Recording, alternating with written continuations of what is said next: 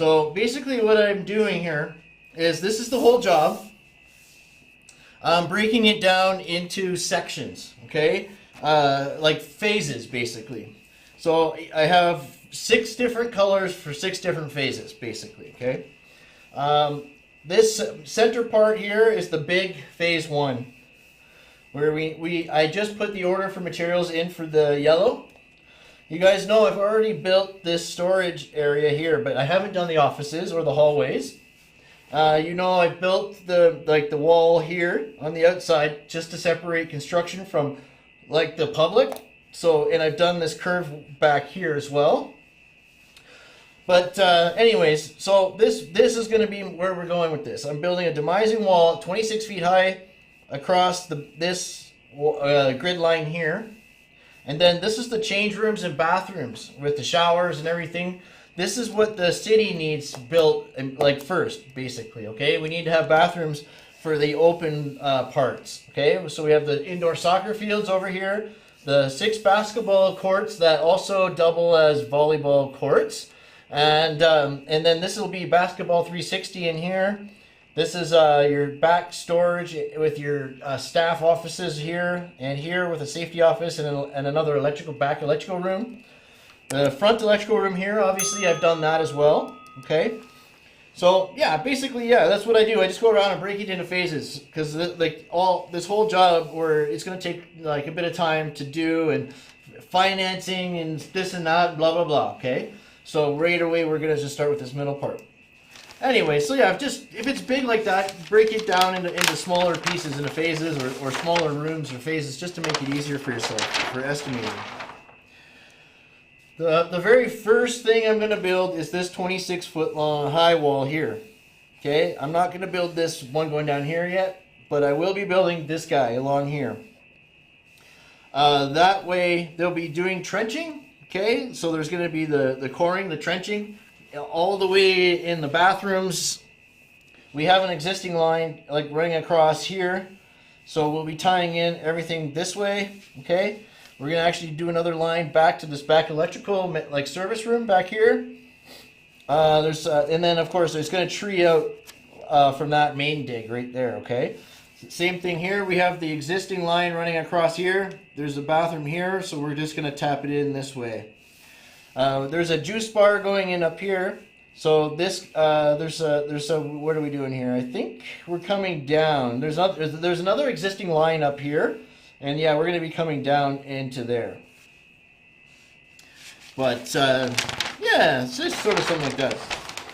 The next thing you want to do that's critical, okay, is this is what I do. I break it down into wall types. Obviously, hold on here.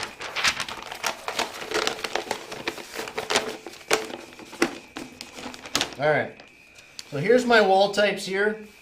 And again, I give each wall type its own color.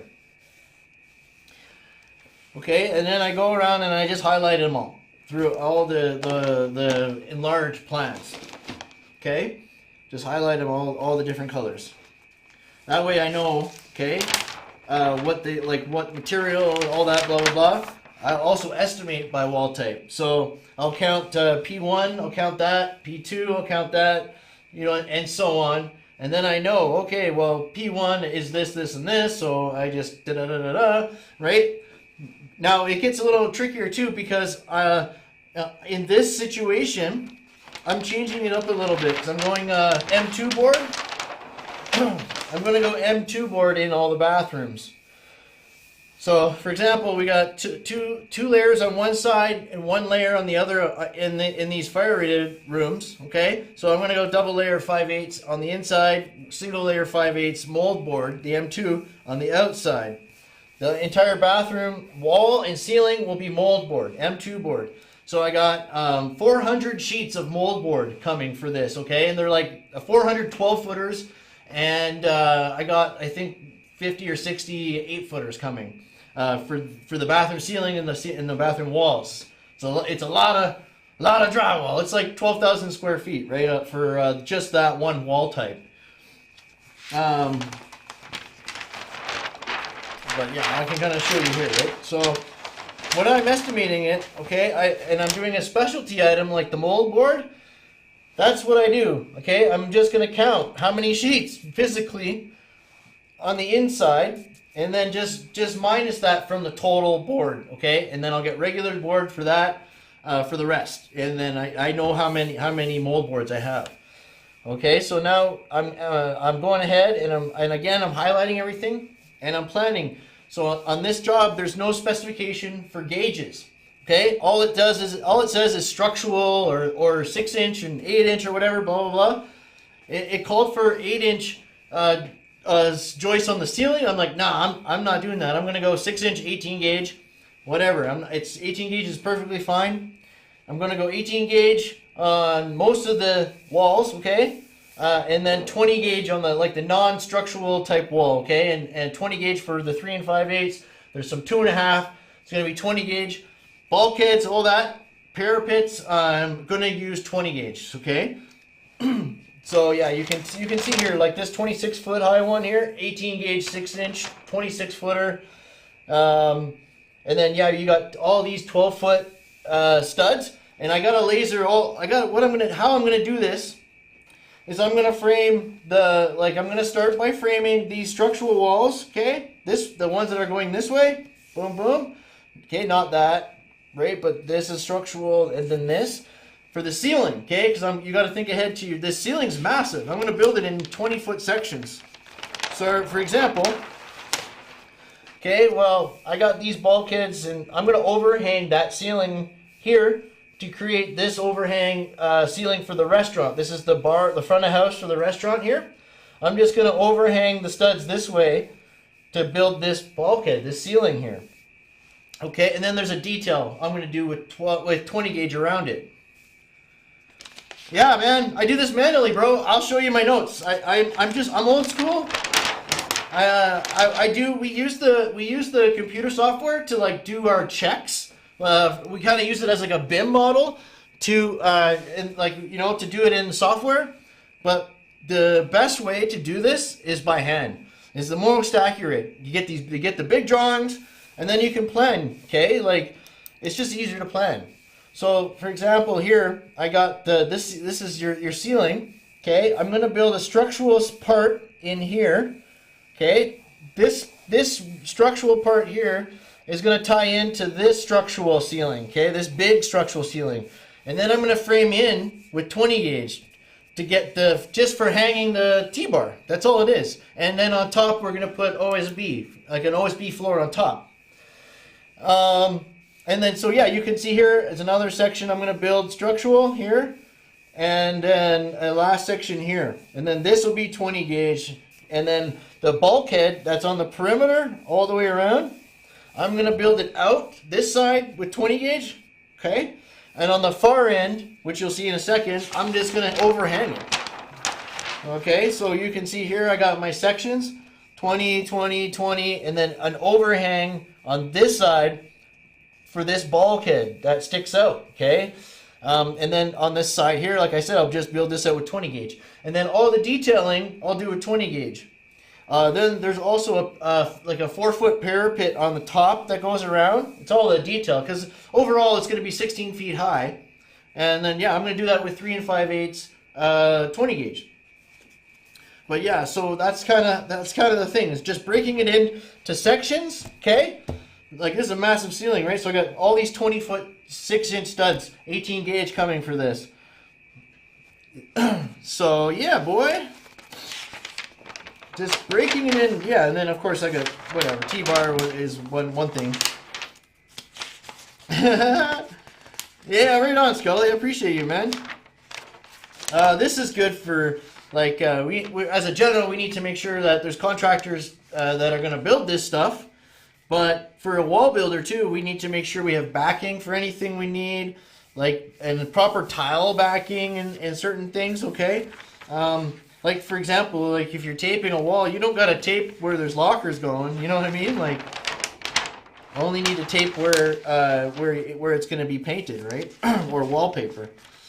Excuse me. Yeah, here we go. And then here's a bulkhead.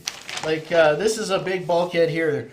that we're going to build. So it's just like a small, what is that, a 3-foot wide bulkhead coming across here, a 3 foot at the top probably, and then these columns, and then these are wood slats on an angle for separation, okay? Because on this side you got your pickleball courts, on this side is your main hallway, your walkway hallway. Up there is your so reception, and then you're gonna have your, I think your juice bar is gonna be in one of these areas. Maybe there's gonna be some seating and stuff, blah blah blah.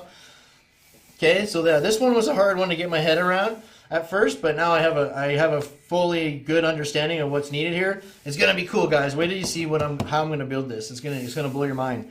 I got everything figured out. Everything. I've been looking at these drawings for a long time and helping them plan it and design and stuff. So it's like big time, man. Like, not, you know, like giving them my input when it comes to walls and bulkheads.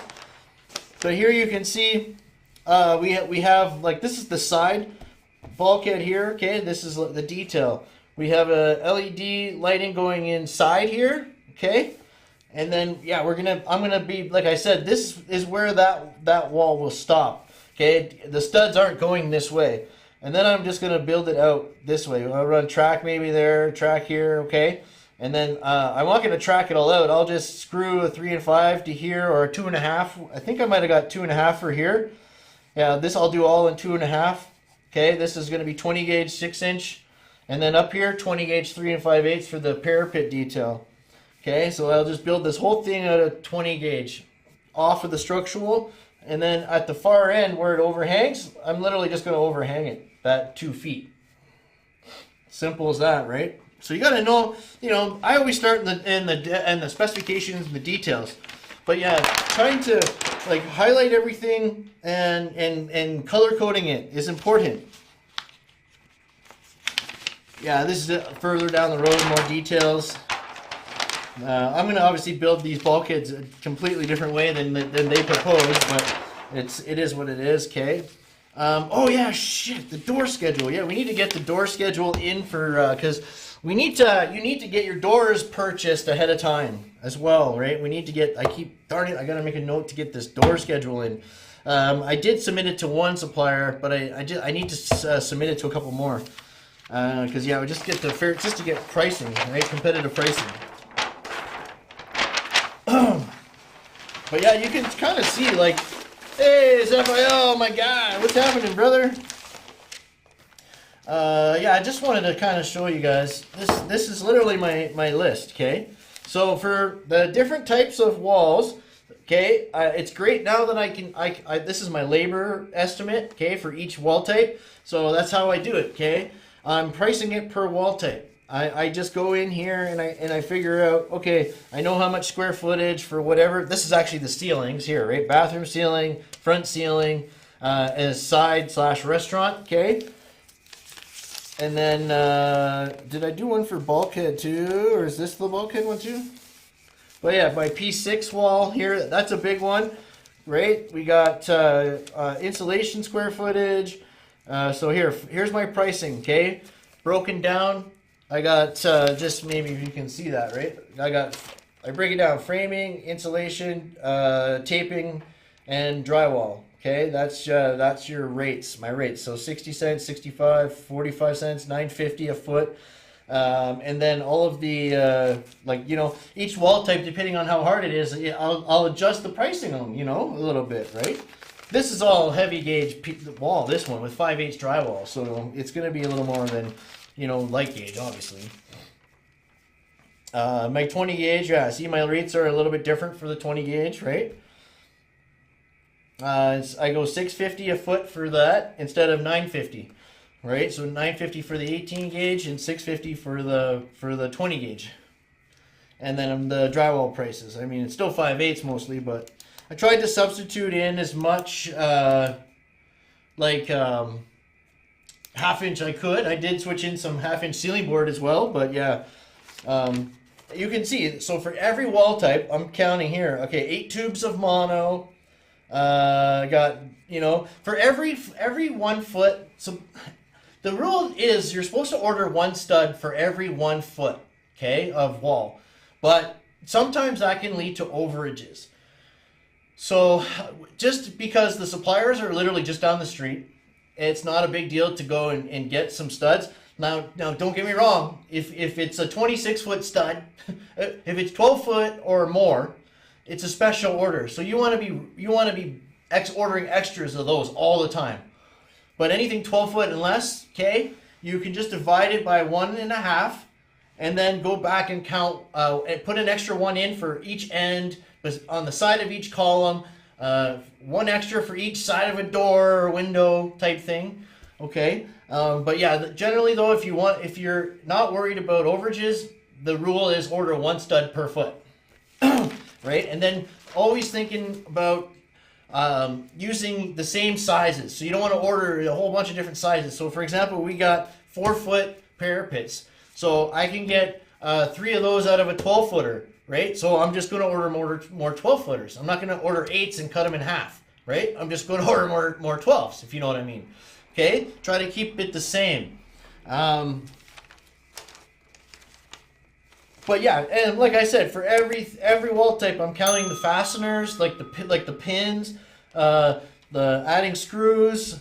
Some like for double layer 5/8. I love the 1 7/8 screws are nice. You know, you can go 2 inch as well, but I for some reason I love the 1 7/8. A nice size. Yes, 1 stud per inch. Yeah, 1 stud per inch on government. Yeah, it depends. Like, I mean, the government's the only real difference with them is they might have some extra fire rating details. So you have to look in the details, especially around structural steel. It's really important that you have all the answers on fire rating when you're bidding a job. It doesn't matter government or not. You got to look at the fire rating plan, look at the details, make sure that you have, like, sometimes like you're going to need to drywall a column basically and put studs in it. It's still inside of a wall, okay? But if you don't put the drywall and studs in, and they fail you, like you're going to have to put it in after. Like it's crazy. And you want to make sure that if it's like hard corners, you have 3 studs in every corner. You know, and you're not using floaters. Some jobs you're not allowed to use floaters. Oh yeah, carrying channel every 4 feet in every wall, no matter what, whether you're insulating it or not, you need carrying channel in your steel stud walls. Okay. And yeah, insulation. So here, this is, if you guys want to know how to estimate like your insulation, basically you add 5%. Okay. So multiply your square footage by 1.05. And then for R20, divide that number by 78. Okay, that's 78 square feet a bag. If it's R12, you can go, I think, 93 or 95 square feet a bag for R12. And simple as that, okay? And then always round up. So if it's like point something or whatever, always round up. And insulation comes in sleeves of 5. Okay, so if you don't break up sleeves, you're gonna get a good deal. Drywall is really easy to estimate taping too. Okay, what you do is you take your square footage, your wall square footage, and times it by 0.053. Okay, and then divide that by 37, and that'll give you how many boxes of mud you need. So that'll say it's 8, right? You're gonna need 2 yellow, 4 green. You know what I mean? Okay?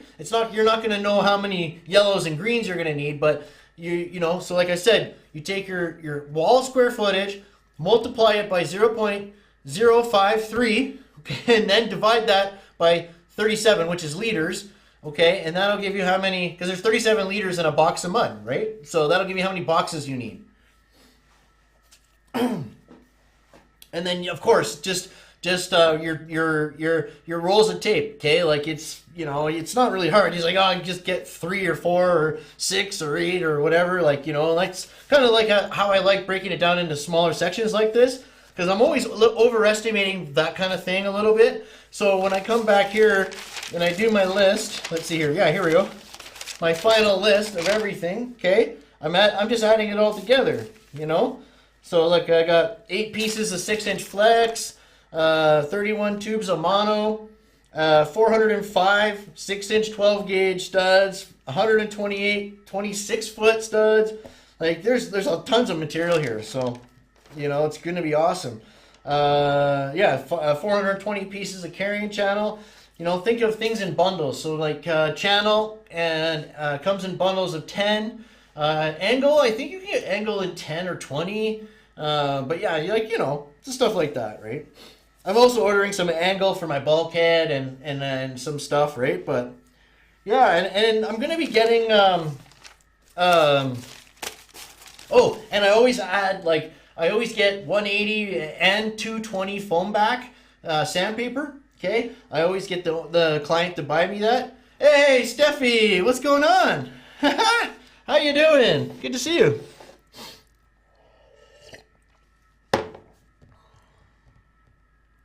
Yeah, agricultural, sort of. I mean, we've done like different barn type projects out of steel. It's been a while since I've done any agricultural stuff, but yeah, we were doing like, well, you know, we're doing some. I did some barns or whatnot before, but oh yeah, it's cold, brother. It's cold in Edmonton. Yeah, it's really cold. And then yeah, always remember your pins, your shots, your hammer pins, your drill bits. Always add number 2 Phillips bits. Always add extra money for your blades, like drywall blades, saw blades. Don't forget about anything like that, okay? If it's like a site where you need to wear safety, extra money for safety glasses and gloves and, you know, hearing protection, all that stuff you gotta add in, okay? I even budget how much gas it's gonna take me to get from the job from the office or home to the job and back. You know, that's something I'm thinking about is gas, everything. How's it going? Oh yeah. I heard you guys are getting buried in snow down there. Is it snowing right now? I know this is pretty dark, guys? I'm sorry. It's something new to try. I could probably, if it's a little too dark, maybe swing this light over. Let's see here. Does that help? Does that help even? That might help a bit. But yeah, like I was saying, right? Just highlight, give each wall type a different color, right? You got the wall, the instructions right here on what is needed for each wall, and then just add it all up. Add it all up, man. And simple as that. You can see right here, like when I'm adding up the P6 wall here. Okay, I'm not writing down 6'2", 8'3". I'm rounding up or down basically. Okay, and you just use your judgment. See, like I got 47, 12, 59, 15, 15, 28, 10, 6, 10, right? These are all the lengths, okay? I'm just writing them down and checking them off as I go if I have to, okay? And then just add it all up. Like there's 461 linear feet of this P6 wall. It's going to be great, man. So yeah, there's lots of, it's not that hard, right? You just gotta take your time, separate everything, and yeah. Oh yeah, okay. Yeah, you guys got a break then. That's good. That's good. Man, my dad scared me a little bit there. He almost. I don't think. Well, who cares? He almost bought the restaurant back. I think. I'm like, don't you do it! Don't you do it! And then yeah, here's that bulkhead, okay? Like for the longest time, I couldn't wrap my head around what was actually going in here, but I got to talk to the architect, and then that, and plus the new drawings, I'm like totally getting it now. Like this is going to be awesome. So the columns are back here, so I'm basically making structural columns here, and then putting this bulkhead, and then we're going to put the wood slats in there. It's going to be awesome, man. That's going all the way up 40 feet, so that's going to be great. Also, I'm taking note too of all the wheelchair access, okay? You can see all the circles here I'm highlighting because these are critical measurements. Anywhere you have millwork or cabinets or toilets or things like, you know, like this, those are critical, right? So for example, maybe you don't need to frame this last wall in till later, till after these go in even, you know? Maybe just leave that off and see what happens, you know? Like, just to see if you know, like in case you need to move it, right? Same thing here. I got all these toilets along here and the partitions. Okay, we got to make sure you're maintaining your clearance for all of the wheelchair and stuff, right? Like it's just, yeah, double check everything. You got these wheelchair drive-in showers, like wheel-in showers or whatnot. And even like through the urinal area, all that, like.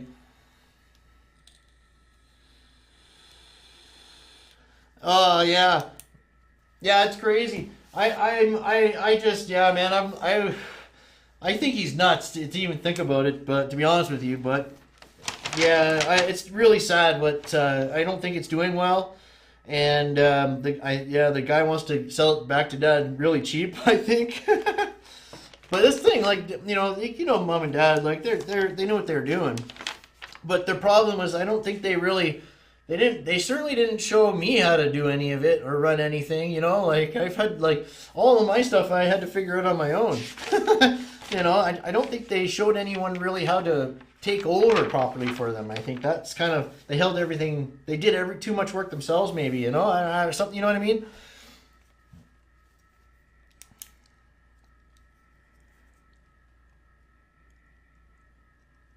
Okay, yeah, no, that's a great question. So Zaphael's asking me if I've ever been screwed on a misunderstanding in a contract, and sure, that happens.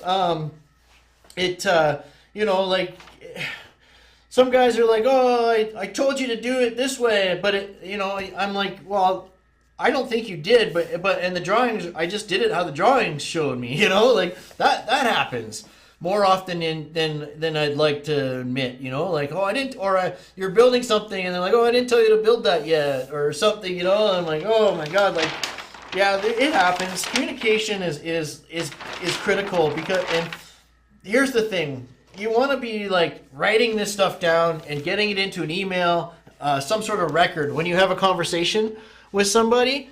Like if you talk to somebody and you're like, and they ask you to do some changes or whatnot, the best thing to do is to put that conversation into an email and send it to them. Just like, hey, as per our conversation today, to fix the walls or change the layout, that I just wanted a record of it or whatever. Here it is, basically. You know, that's how you get screwed. Is in silly stuff like that. When I was estimating for the big guys, they would try to pull some dirty tricks and like submit or pricing and make companies like. For example, when you're a general contractor and you're closing a bid and you're getting all your numbers in from your sub trades, you got to verify and qualify them. Okay, you got to make sure that they're bidding spec. Some contractors are like, oh, that's a low price. Like, put that number in. We'll carry that number, and you're like, no, do not carry that number because they did not bid spec. Well, if they didn't bid spec, then why are they submitting a number? If they put a number in, then they should know what they're pricing. And I'm like, no. I said, and here's the thing, right? Until there's a signed contract with that client or that subcontractor, they can't do the work. After the bid's closed and you've carried that number, and it's like $200,000 cheaper than the next bidder. You're like, oh man, that guy's not going to do it. He's not going to cough up 200 grand. No, there's no way. That never happens.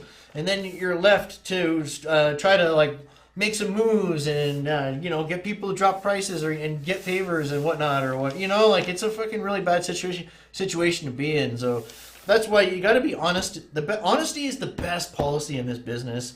Always be straight up and honest. That's just my policy, okay? Once you start playing the games and lying, it doesn't freaking like it doesn't go smooth. It's not fun. It's not fun. That's for sure. Yeah, but so yeah, does you guys have any questions about this stuff here? Let me know.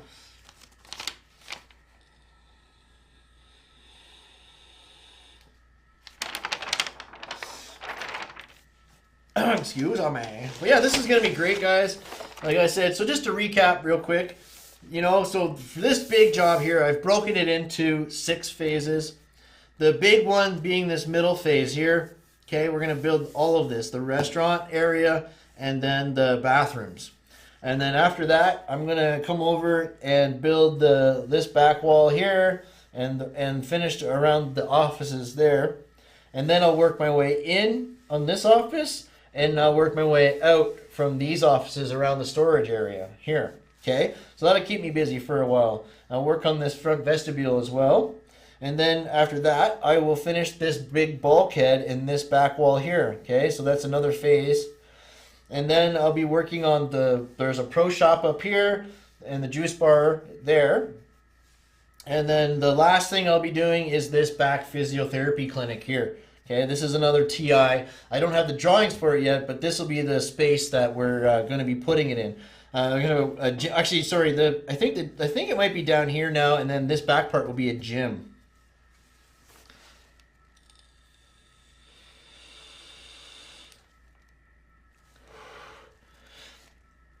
Do you do everything on a verbal contract and handshake without any documentation? No, not everything. I do stuff though. I do that. Like I do go on verbal handshakes. Because I mean, it's not the best way, but I put trust into some guys. I've been screwed very, very rare. It doesn't happen very often.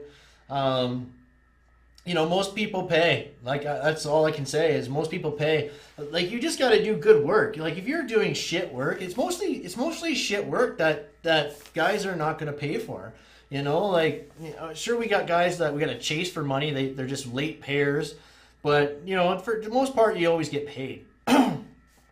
I do put documentation out there. I do quote everything. I have an electronic quote now. All they have to do is click a button to accept it. And so there is documentation, and I do leave a paper trail. I keep text message threads, and I've been through the shit before. I mean, I know it. When it comes down to it, guys, and if you have to go to litigation or court, or whatever, or arbitration, it's a pain in the ass. It costs money. It's very rarely going to be worth it. So it's it is what it is. If you're doing massive contracts like this, for example, this is a big deal. Don't get me wrong. This is going to be like $250,000 in steel stud work. It's a big deal, right? So that is a different story.